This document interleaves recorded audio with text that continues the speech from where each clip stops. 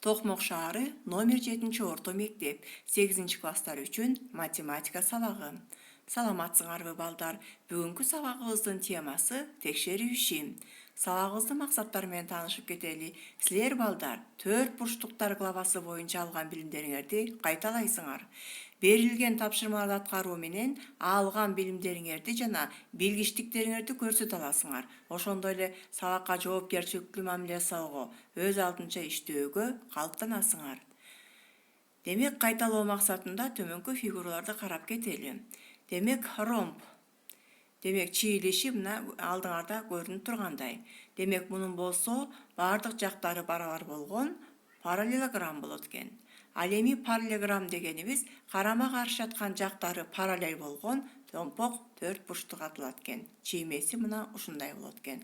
Андан кийинки тик бурчтук. Бул болсо бурчтары тик болгон параллелограмм. Ал эми трапеция деген бул эки жагы параллель болгон жана калган эки жагы параллель эмес болгон 4 бурчтукту трапеция дейбиз. Демек, чийилиштери мына ушундай көрүп алгыла. Андан сырткары диагоналдары кесилишет, кесилишкен чекитте тең экиге бөлүнөт деп параллелограммдын касиетин билебиз. Андан сырткары трапецияга мүнөздүү болгон орто сызыгы бар. Бул эки каптал жагынын тең ортолорун бириктирген сызык орто сызыгы деп аталат экен. Тик бурчтуктун болсо диагоналдары барабар болот экен. Ромбтор болсо диагоналдары кесилишет экен, кесилишкен чекитте тик бурч боюнча кесилишет экен. Демек, эми тапшырмаларды аткарууга киришели балдар.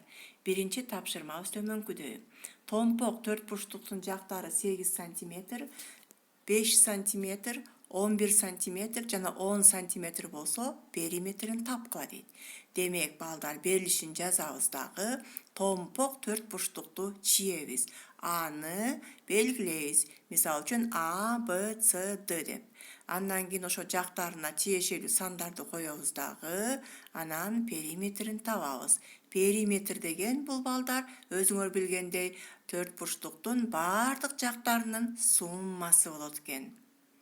Кийинки маселебиз параллелограммдын жактары 6 см жана 4 см болсо периметрин тапкыла дейт. Дагы эле периметрин табат экенбиз. Бул жерде параллелограммдын сүрөтүн чийебиз, аларды белгилейбиз тамгалары менен.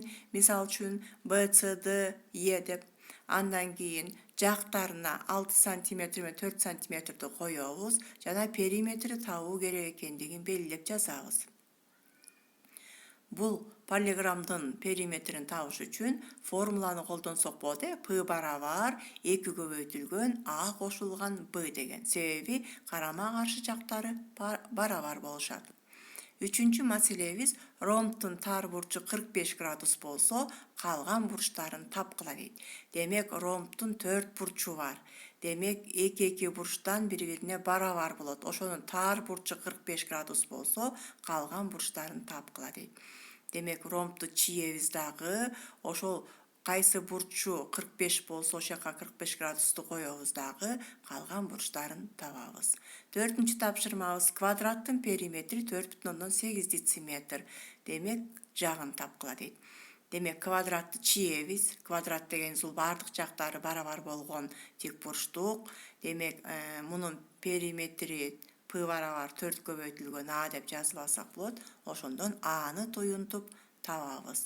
Демек, балдар, 4 маселеде чиймесин чийип, берилишин жазып, анан чыгаруу жүргүзүп, сүрөткө тартып мага жөнөтөсүңөр. Чиймелерди карандаш менен чийебиз жана сызгычтын жардамы менен. Анда эмесе балдар, үйгө тапшырмага. Тапшырма бул 4 бурчтуктар главасын кайталайсыңар жана кластер түзөсүңөр. Саламатта калгыла балдар.